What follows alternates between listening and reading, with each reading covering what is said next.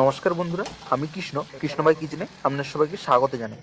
আজ আমি বানাতে চলেছি লাল লাল মুরগির পাতলা ঝোল। তো চলুন, এর জন্য সবার প্রথমে আমি এখানে দুটো মিডিয়াম সাইজের পেঁয়াজ কেটে নিয়েছি আর দুটো মিডিয়াম সাইজের টমেটোকেও ছোটো ছোটো সাইজে কেটে নিয়েছি। এরপর গ্যাসে একটা কড়াই বসিয়ে আর খানিকটা সরিষার তেল দিয়েছি। তারপর কেটে রাখা পেঁয়াজগুলো দিয়ে দিচ্ছি। আর বন্ধুরা, এর আগে আমি কিছু গোটা জিরে আর দুটো শুকনো লঙ্কা মতো দিয়ে দিয়েছি। তো পেঁয়াজটা হালকা লাল লাল করে ভেজে নিতে হবে। আর এখানে বন্ধুরা দেখুন, আদা আর রসুন আর কিছু কাঁচা লঙ্কাকে একটা পেস্ট বানিয়ে নেব। তো এইভাবে পেঁয়াজ আর টমেটোটাকে ভালোভাবে ভেজে নিতে হবে। তো দেখুন, এদিকে বন্ধুরা আমার পেস্টটা পুরোপুরিভাবে তৈরি হয়ে গেছে। এই পেস্টটা এর মধ্যে আমি দিয়ে দেব। তো তারপর বন্ধুরা এইভাবে নাড়াচাড়া করতে হবে প্রায় 5 থেকে 7 মিনিট ধরে। আর গ্যাসের ফ্লেমটাকে মিডিয়াম আঁচেতেই রাখতে হবে। তো আর এখানে বন্ধুরা আমি একটা কিছু গুঁড়ো মশলা নিয়ে নিচ্ছি, হলুদ গুঁড়ো, লঙ্কা গুঁড়ো আর 2 চামচ মতো ধনে গুঁড়ো। তো এই সমস্ত মতো গুঁড়ো মশলাগুলো দিয়ে, তো এতে খানিকটা আমি জল দিয়ে একটা পেস্ট বানিয়ে নিয়েছি। তো তারপর বন্ধুরা এভাবে দিয়েছি। তো এভাবে মশলাটা দেওয়ার পর বন্ধুরা বেশ ভালোভাবে করে কষিয়ে নিতে হবে। প্রায় 5 থেকে 7 মিনিট মতো বন্ধুরা এভাবে অনবরত নাড়াচাড়া করতে হবে, নাহলে মশলাটা নিচে লেগে যেতে পারে। আর এই সময় কোনো বন্ধুরা জলের ব্যবহার করছি না। আর মশলাটা বেশ ভালোভাবে করে কষিয়ে নিতে হবে। আর এরপর বন্ধুরা স্বাদ অনুযায়ী বন্ধুরা আমি লবণ দিচ্ছি। তো আমি বন্ধুরা একবারই পুরো লবণটা দিয়ে দিচ্ছি। তো আপনারা চাইলে পরেও দিতে পারেন। তো মশলাটা প্রায় কষানো হয়ে গেছে। তো এরপর আমি খানিকটা মিনিটে জল অ্যাড করছি, যেহেতু মশলাটা নিচে লেগে যাচ্ছে। তো বন্ধুরা আবারও বন্ধুরা এইভাবে নাড়াচাড়া করছে। আর বন্ধুরা, আমরা কেউ যদি আলু খেতে পছন্দ করেন তো আলুটা আগে বন্ধুরা ফ্রাই করেও দিতে পারেন। আমি ভুলে গিয়েছিলাম, তাই আমি এই সময় আলু দিচ্ছি। তো কোনো অসুবিধা নেই, আলুগুলো খুব ভালোভাবে সেদ্ধ হয়ে যাবে।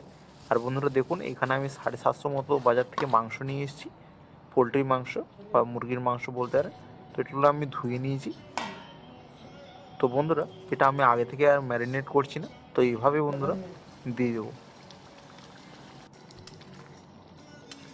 আর বন্ধুরা এই সময় দেখুন আলুগুলো প্রায় সেদ্ধ খানিকটা হয়ে গেছে। তো এই মুহূর্তে আমি চিকেনটাকে এর মধ্যে দিয়ে দিচ্ছি।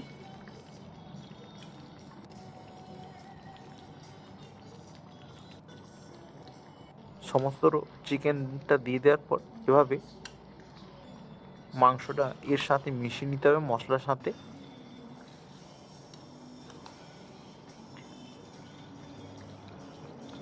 খুব ভালোভাবে বন্ধুরা এটাকে কষিয়ে নেব আমি। তো বন্ধুরা আমি এখানে কোনো ঢাকা চাপা দিচ্ছি না, এভাবেই বন্ধুরা চিকেনটা থেকে জল বেরোবে। আর গ্যাসের ফ্লেমটাকে মিডিয়াম আঁচেতেই রাখতে হবে। আর এখানে বন্ধুরা আমি কিছু ধনেপাতা কেটে নিচ্ছি।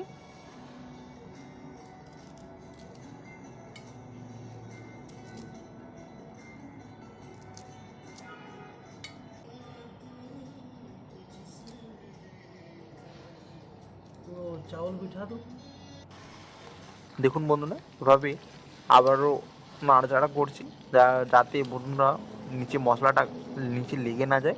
তো এইভাবে বন্ধুরা 5 থেকে 7 মিনিট ছাড়া ছাড়া বন্ধুরা এইভাবে নাড়াচাড়া একবার করবেন। আর বন্ধুরা এখানে আমি এটা আজ ভাতের সাথে পরিবেশন করব মাংসটা। তো এর জন্য আমি এখানে কিছু চাল নিয়ে নিচ্ছি আজকে রান্নার জন্য।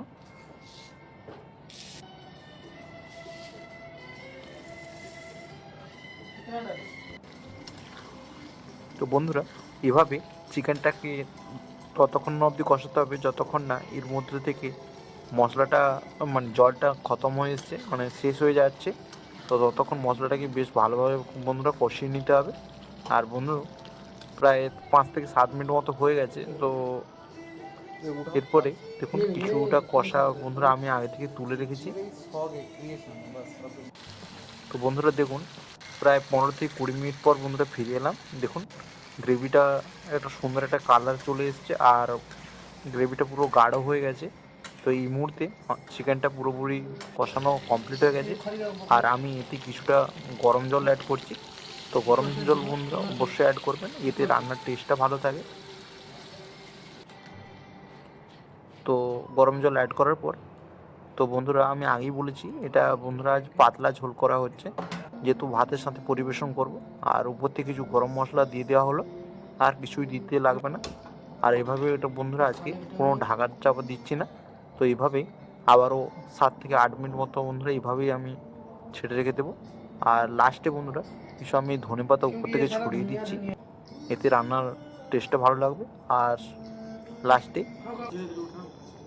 5 মিনিট বন্ধুরা আমি মতো ঢাকা রেখেছিলাম, তো যাতে রান্নাটা পুরোপুরি বন্ধুরা সেট হয়ে যায়। তো দেখুন তেলটা উপরে ভেসে চলে এসছে, আর আমার মাংস রান্না পুরো কমপ্লিট বন্ধুরা। তো অবশ্যই বন্ধুরা এভাবে অবশ্যই আপনারা একবার বাড়িতে ট্রাই করার চেষ্টা করবেন, আর আশা করি অনেকেই ট্রাই করেছেন। তো আলু একটা আমি বন্ধুরা ভেঙে দেখাচ্ছি, দেখুন আলু প্রায় সেদ্ধ কমপ্লিট। তো কেমন লাগলো আজকের রান্নাটা অবশ্যই কমেন্টের মাধ্যমে জানাতে ভুলবেন না। আর চ্যানেলে যদি নতুন এসে থাকেন অবশ্যই চ্যানেলটিকে সাবস্ক্রাইব করে আমার পাশে থাকবেন।